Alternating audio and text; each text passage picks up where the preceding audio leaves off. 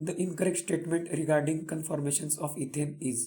तो इथेन के कन्फॉर्मेशन हम इस तरह से ड्रॉ करते हैं, ये बैक का कार्बन है और ये फ्रंट का कार्बन है, और फ्रंट के कार्बन में 3 हाइड्रोजन, बैक के कार्बन में भी 3 हाइड्रोजन, इस तरह से ड्रॉ करते हैं। अब ये हाइड्रोजन पीछे के और आगे के कोइंसाइड हो रहे हैं, तो इस टाइप का जो कन्फॉर्मेशन होता है इसको हम बोलते हैं इक्लिप्स्ड। तो ये थोड़ा लिस्ट स्टेबल होता है क्योंकि इसमें रिपल्शन ज़्यादा होगा, पास पास में हाइड्रोजन है, तो ये होता है लिस्ट स्टेबल। और इसी तरह का एक कन्फॉर्मेशन होता है जो होता है मोस्ट स्टेबल, जिसमें मिनिमम रिपल्शन होगा क्योंकि उसमें हाइड्रोजन मैक्सिमम दूरी पे होते हैं, मतलब इस तरह से होते हैं गैप्स गैप्स में। यहाँ पे हाइड्रोजन हाइड्रोजन इस तरह से होंगे, आगे के और पीछे का हाइड्रोजन जो है इसमें 60 डिग्री का एंगल है यहाँ पे, इसको डायहेड्रल एंगल भी बोलते हैं।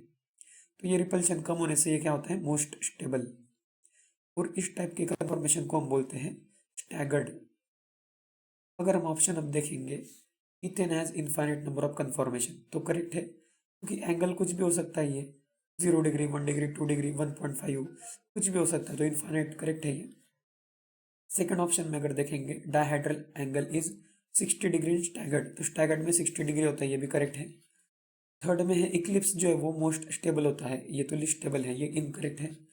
फोर्थ ऑप्शन में है conformation of ethane are interconvertible, एक दूसरे में कन्वर्ट हो सकते हैं, तो ये करेक्ट है क्योंकि ये रोटेट भी हो सकता है, तो इक्लिप्स का स्टैगर्ड, स्टैगर्ड का इक्लिप्स भी बन सकता है, ये भी करेक्ट है। इसलिए इस क्वेश्चन का आंसर हो जाएगा सी ऑप्शन, जो इनकरेक्ट है।